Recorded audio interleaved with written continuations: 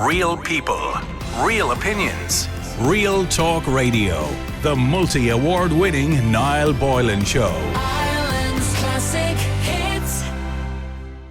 For tonight's guest, I'm talking to Alan McGarry. Alan is a TV personality, and he's appeared on a variety of reality TV shows, including Blind Date, Pulling with My Parents. Pulling with My Parents? What the hell is Pulling with My Parents, Jane? Never even heard that one. That sounds suspiciously rude. But anyway, Eating with the Enemy, which I've been on, by the way. I've been on Eating with the Enemy, Secret Crush, and most recently, Sun, Sea and Scalpels. On that show, which is now on RT1 on Wednesday nights, we hear from Irish people who go abroad to get a bit of work done. You know, surgery and all that kind of stuff. Alan did this for a little known surgery called BBL. And in case you didn't know, this is a surgery to enlarge your posterior. So we'll be talking to Alan, and he joins us now. Alan, hi, how are you doing? I'm very good. How are you? How's your bum? Fabulous. Big, fluffy, juicy, jiggly, everything. Oh, jeez. So what do they do with your bum? So I didn't just have a Brazilian bum lift. I had 360 lipo. And I went to a clinic here in Dublin called Amber Surgery. They're based in Dublin City Centre, but the surgery's based in the UK, if that makes sense. So it's kind of the head office here. Okay, so your consultation was here, I assume. Exactly, yeah. Exactly. Your pre-care is done. And what do they do? What do they do during the consultation, Alan? They bend you over and have a little squeeze of it and everything else. I wasn't that lucky, you know. If they did do that, you just have to say to them, talk dirty to me before you do it. Yeah. When I tell you something, I've been locked up for 6 weeks, so at that time I wouldn't know what I've done. But yeah, I had my consultation, and then obviously an assessment to make sure you are a suitable candidate, to make sure you've got enough fat. And yeah, so I had. So where do they take the fat from? They take fat from somewhere else and stick it in your bum. Where do they take it from? Exactly. So I took it from my stomach, my sides, and my back. So initially we were hoping to get like probably even 1 litre of fat, but we ended up getting 3 litres of fat, which was surprising. I didn't think I was that fat. Right. And then obviously that's injected to either your bum or your breast, which you can have. You have fat transfer to your breast. Obviously, I don't have breast, but I had it to my bum. And when you're sitting on that, are you sitting down now? Like, I'm not sitting down now. So my lifestyle's kind of changed at the moment. I'm only 3 weeks after having surgery. So can you not sit down? No, you can't sit down. No, well, I can sit down, but I have to use a very special pillow called the BBL pillow. So a ring with a hole in it or something, is it? Or? No, it's more like a cushion that you sit on your thigh, and your bum kind of hangs over it. Oh, okay. So you don't put pressure on it, so it's not kind of hitting off anything. So when will you be allowed to sit on your bum? The next 3 weeks. And when you're it's not too bad. Although, I know some people do like sitting. So I'm assuming when you sleep, you have to lie on your... they'll probably lie on your stomach or lie on your back. Probably just make it usual. Yeah, I lie on my stomach for the moment, yeah. So when you are allowed to sit on your bum again, does that not undo everything? Are you not squishing it? Well, not necessarily, because it takes a couple of weeks for the fat to kind of, get ready and get into the right areas. But exactly. But you do lose up to 30% of your fat anyway, because it's just nowhere for it to kind of hold, so it kind of just goes. So for you to maintain the BBL, the Brazilian bum lift, is, healthy eating, good lifestyle, not taking the piss and going out drinking every weekend and partying and eating takeaways, going to the gym, eating well. You will keep your bum in a good shape if you do it correctly. So it's not just going over here, getting surgery, and then that's just it. Oh yeah. And what's your bum like now? Is it like Kim Kardashian or something? Is it because I've seen some people who got bum lifts, right? And their bums can be nice things, but I've seen some people who got bums and they're too big. Like Kim Kardashian, you could rest a pint of beer on it. Do you know what I mean? It's like they look a bit abnormal. Yeah. You know what I mean? True. But I don't see that. I think without kind of discriminating different countries, I think the likes of Turkey, they kind of go with absolutely anything if they chance anything. With this clinic that I went with, they took it very, very seriously with me, kind of way, and they made sure that I got the best results. They're not about this kind of mad looking kind of result kind of job. They're not about that. They're about the kind of natural kind of enhanced look that makes sense. And what was wrong with you? I know it kind of sounds weird when you have it. Well, what was wrong with your bum beforehand? It was nothing. It was actually fine. I just want a little bit of enhancement. I'm never happy anyway, so I just wanted to get it done. And you know, I really want my body contoured a little bit better. I work out in the gym, I eat well, but I just wanted my body just to have a better shape, basically. And I just wanted it kind of to look Okay. Well, whatever floats your boat. And what other surgery have you got done in the past? What have you got done in the past? Well, like, I've never had any other surgery other than just having the 360 lipo and the Brazilian bum lift. So previously, I would have had like Botox, fillers, and PDO threads. I think I spoke to you before about that on the show. Which, Oh, you were, you know, Alan, I remember you now. You were on before talking to us, weren't you? I think I remember you talking to us. Yeah, we won't talk about that. You remember that there was drama. Was there drama? What happened? Remind me. I speak to so many people. Oh, you had somebody else on, and there was, I don't know why, I couldn't get a word in. There was just, it was all about cosmetic surgery. I can't really remember, to be honest. Well, they all having a go. Are they having a go at you? Right. Me having a go with you. Were they having a go with me? Were they? Okay, all right. But here's the thing. Yeah, it was something to do with me. I was just a bit of... Okay, now you've been on Easy with the Enemy. I've been on Easy with the Enemy, which is a very interesting program in the way they produced that whole program, by the way. It was very weird. I was on it anyway. I was on the last season of it. And to be honest, I thought they could have done better in relation to the one they put me on, because they put me on with somebody who was reasonably like-minded, which kind of didn't work too well then. But anyway, besides that, I'm pulling with my parents. No, I've never seen this pulling with my parents. What is pulling with my parents? That's an OT show. So basically, it's where your mother, your father, or friend controls your day. Right. So they're the one that takes over your social media, texts a guy or a girl to get you on a date. And then when you go on a date, you wear an earpiece in your ear, and they've got a microphone, and they're hidden somewhere in a kind of like a trailer truck. Mortified. They're controlling your date, what to do, what to say, how to carry on, and things I had to do, and no wonder why I was single and still single. So that's what I had to do on that show. But yeah, that's what the whole concept was. They control your day and make you do things that you wouldn't normally do, if that makes sense. Okay, you were also on Blind Date as well. Who was hosting the Blind Date when you were on? What was that, on RT2? Al Porter. Oh, okay, that was that would have been Virgin Media or TV3. That was a while ago, yeah. So he would have been, Al Porter would have been the host of that show. And by the way, can I just wait on that note? I'm delighted to see Al is back doing his one-man show again. Fair, and I tell you something. Yeah. The most nicest person in the industry. Yeah, I met Al. And genuinely funny and genuinely kind. Yeah, and I like him, and I think I'm delighted for him, and I hope it all works out for him now. And, all in the past and move on to the future. Now, what is your obsession with reality TV, and how do you manage to get onto so many shows? Do you know what? I remember being in school, and I just wasn't that kind of proper kind of student. I never wanted to go and work as a construction worker or whatever. I'm not that typical kind of person. And I always I didn't realize I was doing it, but I always kind of probably manifested my life. And I always probably thought in my own little head, like, I'm not going to have a normal life. I want to be on TV. And I just started to kind of believe that I was going to have to visualize myself doing it. And then I got myself, I don't know if you know this, but I got myself on a show in the UK called Body Fixers.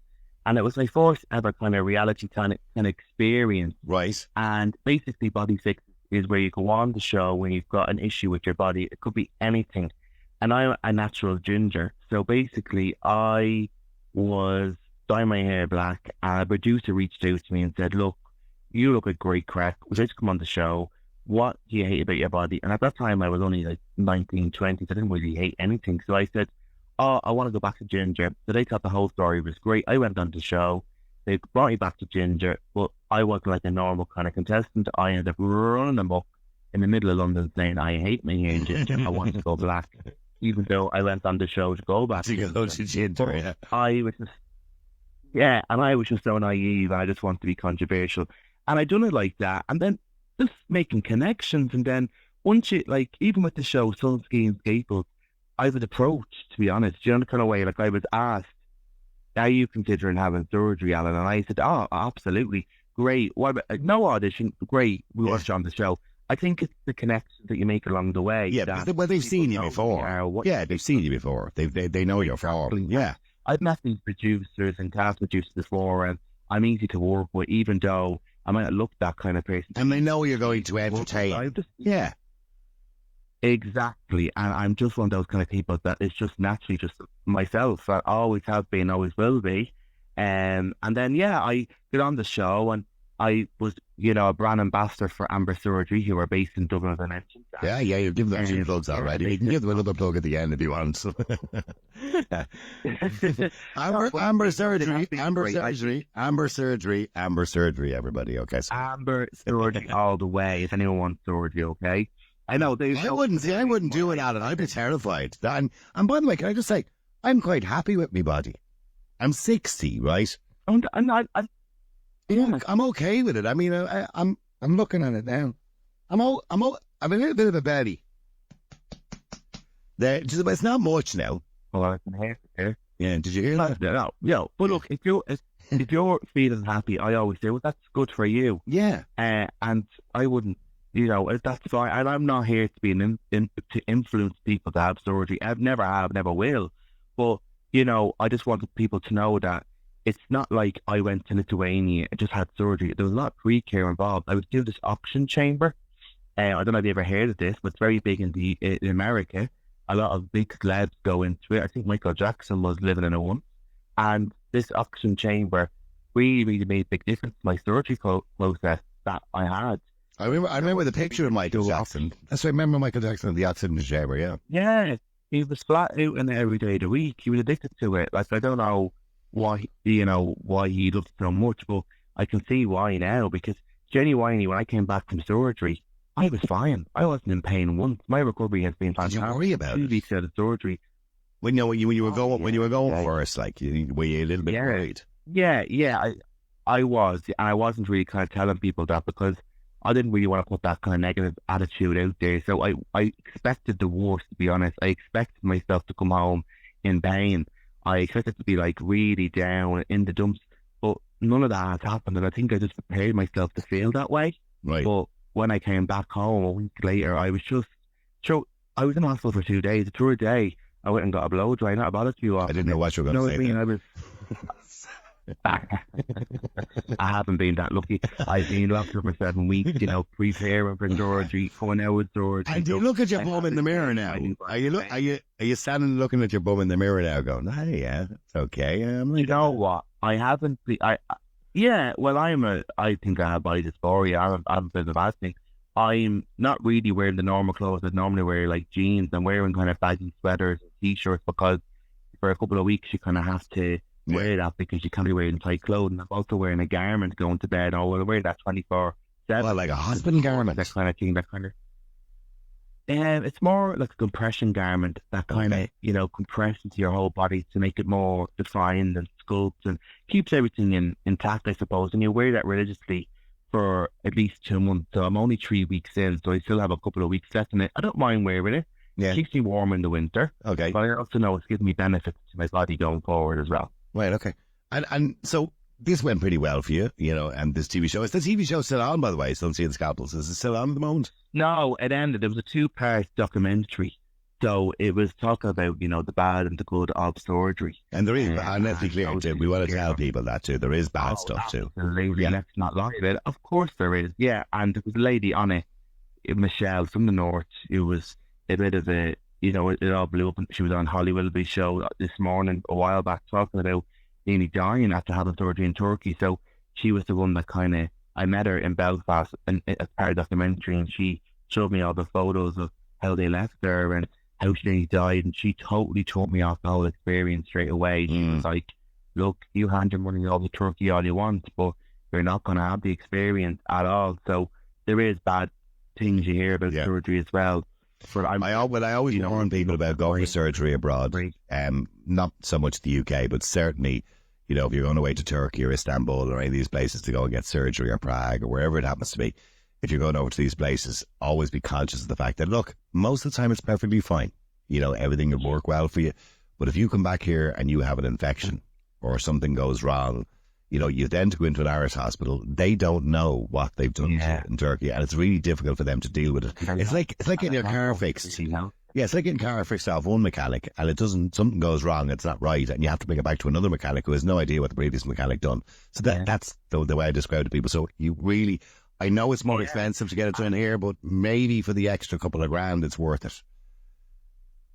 Yeah, and that's what I was saying to you. I know you're going to kill me again for plugging them, but I'm not going to plug them again, but this is the truth. That's one of the reasons why I went with Amber Surgery, because they're in the EU, and I felt as if anything does go wrong, I'm safer because I'm in the EU. And they're based here in Dublin. They change your wound, they check your wound, they, get your lymphatic massages done here. You get massages every week to help you get a bum massage. Flush out all the toxins. A bit of both, so stomach, back, and bum. Yeah, so it's just it's a little bit tender because I'm still swollen. I'm still a bit very sensitive, but I'm not lying to you now. Once you get off that bed, you feel like a brand new person. It just really pushes everything out of your system, and it just helps your body reactivate again. So that's why, again, very lucky enough that I had that when I came home, because when you come back from Turkey, it's up to you then to go and find who's going to look after you. Yeah. And I wouldn't want that. So I know somebody who did go away to Turkey at one of those places. I can't remember which place they went to, but they got a stomach tuck and they got some skin taken off and all because they'd lost a lot of weight and stuff. Oh, like that. yeah. And sadly, well, when I say sadly, they got a really bad infection and ended up in hospital in Ireland when they came back. Now, thankfully, everything is okay now. But in saying that, you don't know. Yeah. So, but the other thing as well is, it seems it went so well for you, Alan. Are you thinking of anything else now? Are you thinking? Absolutely. Come here now, tell you. What's I next? already told them, book me a flight in the new year. I don't know. When I went over, I was supposed to get a bit of face lipo. And I was on the show before talking to you about the treads that I had underneath my neck, and I didn't really get results from it. So the surgeon in Lithuania, he examined my face and he said to me, have you had any work done? And I said, I had fillers, I had a bit of treads, and he felt underneath my neck and said to me, look, I can feel a little bit of the scar there. I just know if I start giving you face lipo, I could leave you with a really visible scar. And he said to me, and I wouldn't recommend it. So I'm waiting for that to dissolve, and maybe I might get a little bit of chin lipo. Is there a point you might get to where you go too far? Because I spoke to Ollie London. I've interviewed him a few times, Ollie, and I know Ollie very well. I'm not too sure. Are you familiar with Ollie? Oh, yeah. Okay. I don't know what to make of. I know Ollie. Ollie's a lovely guy. He's a really nice guy. I get on very well with Ollie. But Ollie will openly admit, of course, that he spent thousands on surgery and did a huge amount of damage to himself because he was never happy. As people may or may not know, Ollie wanted to be a Korean woman at one stage. And yeah, that's how I know him. Okay. Yeah. And he went down the whole route. And thankfully, he didn't get any genitalia removed or anything like that. But he got all the facial surgery. He got all sorts of different things done and basically did a lot of damage to himself. And then came to the realization that he had a psychological issue. And now he's fine, psychologically. But he obviously regrets having all of that surgery. So what I'm saying to you is, it's something you really have to think very deeply about when you start going to your face. Whatever about your bum, because you can cover that with a pair of pants. But, when you're doing your face, it's something you really have to be very careful because we've seen the damage people have done to their faces. Yeah, no, absolutely. But I think in a way, I'm happy I didn't get it done because I would have had to wear a bandage around my head for a few days, maybe a week or two, and you wouldn't be able to do much to your face, put cream on or even shave your face. So that is like a bit of a restriction for me. So when he told me that I wasn't a suitable candidate that day for it, in a way I thought, great, at least now I can cover up my body and I don't have to worry about covering up my face. And as you said, yeah, your face is visible. It's very hard to hide it. And if anything does go wrong, it's kind of on show, isn't it? Yeah. Well, that's what I mean. If something did go really badly wrong, that's a psychological problem for the rest of your life. Do you know what I mean? Because you've got to be conscious now for the rest of your life. I definitely would consider getting it done anyway, just because it would stop me from going to get fillers, or because once you get chin lipo or face lipo, it really does define and sculpt your face. So I just think, well, it's better than just pain every month. Sorry for interrupting you, but do you think that people who want to keep getting things done, say to their face or to their body or whatever it is, do you think it's a psychological issue? Do you know what? I don't know, because I don't feel like I have. So I couldn't really answer. Like, I just feel it's just for me. It's just, I'm never happy. That's what I'm saying. Anything. Sure, you could give me You know what I mean? If you look in the mirror and you get some, let's say somebody who wants to get their nose done, right? They don't like their nose and they go off and get their nose done. For a lot of those people who've been interviewed afterwards, they look in the mirror after they've got it done and they're still not happy. Do you understand what I'm saying? So, I will be a bit like that, but there's days now where I look in the mirror and I say, "Oh God, I'm looking good tonight." Do you know what I mean? Like, and then there's days I look in the mirror and say, "Absolutely not." Like, get that photo down. And I would never let anyone put a photo of me without me approving it. And my friends know that. I'd be like, "Give me a look at that before anything goes up." I'm just one of these kind of people that would always see a fault in me straight away before I see a fault in anybody else. And maybe because, okay, maybe I'm a little bit naive and vain, that I just kind of think, okay, well, I want to make sure I look good, and I don't really think about the person beside me. That makes sense. And that's actually terrible of me to feel that way maybe sometimes, but I always just make sure when I look at the photo that I'm looking okay and I'm looking perfect, and I'm not really focused on the person beside me. But don't get me wrong, if the person's looking good beside me and I'm looking like shit, but that photo's not going up. That photo was deleted, blocked, everything gone. I know, maybe that's the way I am, but I will. Is that not an issue then? Do you not think that's an issue? Because I can tell you, right, and I'm just being honest with you, I lost my hair when I was 9 years of age. I had alopecia. I lost all my hair when I was 9. And I got hair replacement then when I was about 30 or so.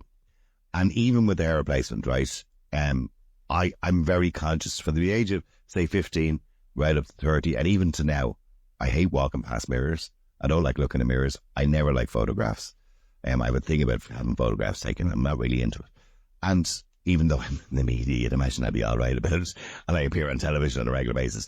But I'm very conscious of it, and because I had alopecia. And that's an issue that I have to deal with. What I'm saying is so there is an issue that we have, as human beings, we do have a psychological issue with our appearance and what we think other people think about us. Do you understand what I'm saying? Yeah. Yeah, no, I do. And I think I spoke about that on Sunsea and Scalpel, so whatever I pronounce that, about that. I think me growing up watching the likes of the Kardashians and being really involved in pop culture, adoring Britney Spears, and they're all perfect. I think that's where I get the fascination of making sure that I just look as good as them. But I don't want to give anyone a sob story, but I grew up, imagine, from Ballyfermot, ginger, gay, a little bit chubby, freckled, and in an all-boys school, and, always not fitting in, always standing out for the wrong reasons. And were you bullied in school? Down, calling me fat.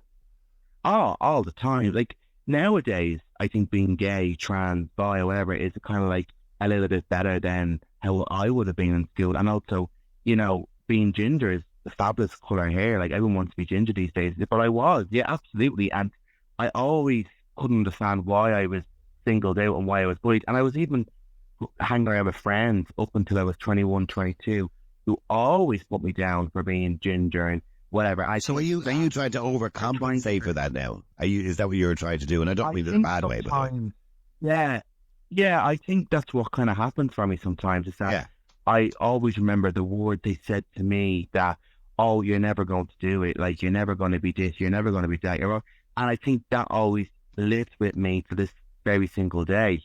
And I don't talk to those people anymore now. Hello and goodbye. But I took them out of my life, and I changed my life. I changed my appearance. I dyed my hair, got a bit of work done, and I started to just feel better in myself. But don't get me wrong, there's going to be days and weeks and months that I just feel like, no, I don't like that. I want to change it again.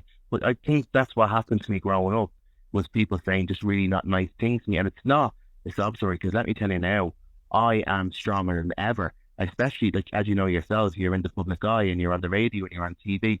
Like yourself, you know that people say negative things. And I used to take it very bad, where I wasn't able for it. And I'd be a little bit, getting very bad anxiety going on Twitter when a TV show came out, where people be saying things about me. I used to fret. I'd be shaking the bed. I would be nervous. My stomach would be sick. I just have really bad anxiety. But I just overcome that now, where I just don't care what people say anymore now, because you're saying you don't care. And I went through phases of that too. I'd be on telly and some arsehole will put a comment up, something with his hair, right? And I kind of went, I don't care, but I did care. You know what I mean? I kind of put on this front that I don't care, but I do care. Yeah. You know what I mean? I was very like that though, saying to people, oh, I don't care. But lately, Me walking around the city centre and having men, grown or heterosexual men, throw slurs at me. I don't know what it could be. Most of the time, I don't even understand what they're saying to me. And, it could be a sexual comment. It could be anything, the way they look at me. I'm always that type of person. I have to, as Panty Bliss once said, checking herself when she's walking out of her house, make sure she doesn't look too gay today. And I am still a little bit like that when I'm walking out. Why are you? I don't know you. So are you flamboyant? Would you say you're flamboyant? I'd say I'm quite feminine, maybe, in a way that a lot of people are, unsure of my sexuality or unsure of my gender or unsure of me. Especially when I go to Turkey, I should look and get married and, have kids over there, the way they carry on with me over there. But that happens in Dublin now lately with me too, where, men do stop and look at me and, really uncomfortably, where I'm like, what are you looking at? And then I look at myself in the mirror and I'm looking again to see what is it that they're looking at. And then, my friends would obviously see nice things because you're this near that. It's like, oh, go away with that. A grown man looking at me like that, that's not normal. So I just think I'm self-conscious, but you can't blame me when I'm walking around just being me. Yeah, that someone wants to stop and stare. Yeah. And it's a horrible feeling. I would never want a child in school to be that way. And it's a horrible thing because we're past that now where anyone can be who they want to be, I think. And I still have that now when I'm walking in the city centre in Dublin. And it's weird because I'm in my own country, where I'm from, where I'm born. And I still have to check myself to see why people are looking at me, Well, look, Alan, unfortunately, I've run out of time. It's been a very interesting conversation, but I'm delighted to hear you got your bum done anyway, and I hope it works out in the next 3 weeks. And I hope it all heals properly, and you eventually get to sit down again. And I can't wait to sit down again. And listen, take care of yourself and be careful going forward. If you are getting anything else done, make sure you have a good think about it before you do it. All right? Absolutely. Listen, Alan, thank you very much indeed. Thanks for having me. Have a lovely night. You too. Real people, real opinions. Real Talk Radio, the multi-award winning Niall Boylan Show.